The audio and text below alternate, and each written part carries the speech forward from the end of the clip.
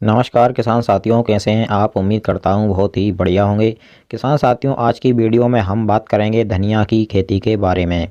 धनिया की खेती में किसान साथियों, जब आपकी धनिया की फसल उग आती है तो उसके बाद में आपको क्या क्या कार्य कौन से समय पर करने पड़ते हैं जिससे आपको धनिया की फसल में रिकॉर्ड तोड़ उत्पादन मिल सके।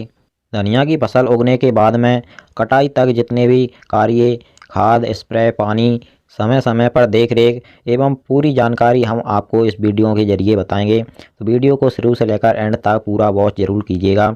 और अगर आपने अभी तक हमारे चैनल को सब्सक्राइब नहीं किया हुआ है तो इसी प्रकार से आपकी सही फसलों की सही और समय पर जानकारी सबसे पहले पाने के लिए चैनल को सब्सक्राइब कर लीजिए, वीडियो को लाइक कर दीजिए और ज़्यादा से ज़्यादा हमारे सभी किसान दोस्तों के साथ इस वीडियो को शेयर भी करिएगा।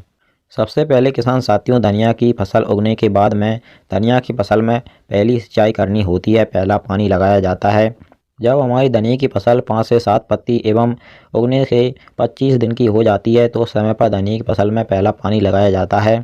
और धनिया की फसल में पहला पानी लगाते समय आपको कौन कौन से खादों का प्रयोग करना चाहिए उसके बारे में भी जान लेते हैं। धनिया की फसल में पानी लगाने से पहले आपको 1 बैग यूरिया लेना है और उसी 1 बैग यूरिया में आपको 5 से 6 केजी सल्फर ऐड करना है। वैसे तो यूरिया और सल्फर दोनों ही पर्याप्त होते हैं धनिया की फसल के लिए, लेकिन इसमें अगर आप कोई जैविक सूक्ष्म पोषक तत्वों की पूर्ति करने के लिए जैविक खाद मिलाना चाहते हैं, जैसे सागरिका, बायोवीटा आदि, तो उनमें से कोई एक खाद आप इसी में ऐड करके धनिया की फसल में पानी लगाने से पहले 1 एकड़ खेत में आप इसको धनिया की फसल में छिड़काव कर दीजिए और उसके बाद में पानी लगा दीजिए। इस तरह से हमारा यह पहला खाद और पहला पानी कंप्लीट हो जाता है।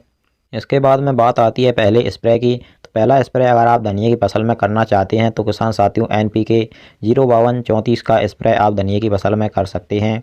हमने NPK 05234 के बारे में बताया है तो आप कमेंट में यह ज़रूर पूछेंगे कि NPK 1919 का स्प्रे कर सकते हैं, 1818 कर सकते हैं क्या। तो हाँ किसान साथियों, आप NPK 1919 एवं 1818 का भी स्प्रे धनिया की फसल में कर सकते हैं। तो इस तरह से किसान साथियों हमारा पहला स्प्रे भी कंप्लीट हो जाता है। पहला स्प्रे हमने बहुत ही सस्ता एवं बहुत ही इफ़ेक्टिव बेस्ट स्प्रे हमने धनिया की फसल में आपको बताया है। इसके बाद में बात आती है दूसरी सिंचाई, दूसरे पानी की। यदि किसान साथियों आपके पास सिंचाई की पर्याप्त व्यवस्था है तो आप धनिया की फसल में दूसरा पानी भी लगा सकते हैं। और अगर आपके पास सिंचाई की कम व्यवस्था है तो आप धनिया की फसल में सिर्फ एक ही पानी में अच्छा उत्पादन भी ले सकते हैं। वैसे किसान साथियों दूसरा पानी भी हम आपको बता देते हैं धनिया की फसल में दूसरा पानी कब लगाया जाता है। जब आपकी धनिया की फसल में आधा फूल एवं आधा फल हो तो उस समय पर आप धनिया की फसल में दूसरा पानी लगा सकते हैं। अब इसके बाद में किसान साथियों बात आती है धनिया की फसल में कीट एवं रोगों की। धनिया की फसल में 2 रोग एवं एक ही कीट ज़्यादा परेशान करता है। कीट की बात करें तो महू, चेपा, मोला कीट धनिया की फसल में ज़्यादा लगता है। और रोगों की बात करें तो हमारे किसान भाइयों की ज़बान में एक दोहरा रोग कहा जाता है जो धनिया की फसल के पौधे पर पाउडर नुमा सफ़ेद पदार्थ सा लग जाता है, उसको हमारे किसान भाई दोहरा रोग कहते हैं। और दूसरा रोग जो हमारा दाना जो होता है धनिया का वह लौंग के आकार का हो जाता है, उसे लौंगिया रोग कहते हैं। तो दोहरा रोग से निपटने के लिए किसान साथियों जो 80% वाला पाउडर नुमा सल्फर आता है उसका आप धनिया की फसल के ऊपर उसको उड़ा दीजिए। जब आपकी धनिया की फसल में फूल निकलना स्टार्ट हो तभी एक बार उसको आप उड़ा दीजिए और दूसरी बार जब आपकी धनिया की फसल में आधा फल आधा फूल हो तो उस समय पर उड़ा दीजिए। 2 बार अगर आप सल्फर को उड़ाएंगे धनिया की फसल के ऊपर तो फिर यह दोहरा रोग आपकी धनिया की फसल में नहीं लगेगा। दूसरा लौंगिया रोग की बात करें तो लौंगिया रोग के लक्षण अगर आपकी धनिया की फसल में दिखाई दें तो इसके लिए आप एक स्प्रे कर सकते हैं। लौंगिया रोग एक तरह का फंगस ही होता है किसान साथियों, इसलिए आप इसमें फंगीसाइड का स्प्रे करके इस रोग से भी निजात पा सकते हैं।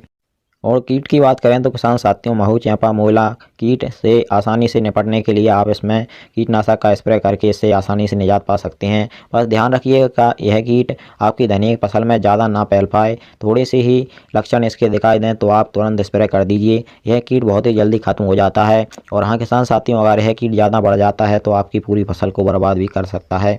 तो किसान साथियों बिल्कुल सरल भाषा में हमने आपको धनिया की फसल की A to Z पूरी जानकारी देने की कोशिश की है। फिर भी अगर कोई जानकारी आपकी समझ में ना आई हो या कोई जानकारी हमसे छूट गई हो तो आप हमें कमेंट में बता सकते हैं, हम आपको उसके बारे में भी तुरंत जानकारी देने की कोशिश करेंगे। और हाँ किसान साथियों आपकी सही फसलों की सही और समय पर जानकारी हमारे चैनल पर आगे भी मिलती रहेगी। इसके लिए आप हमारी वीडियो को एक लाइक और चैनल को सब्सक्राइब जरूर करिएगा। चलिए फिर मिलते हैं अगली वीडियो में। नमस्कार, धन्यवाद।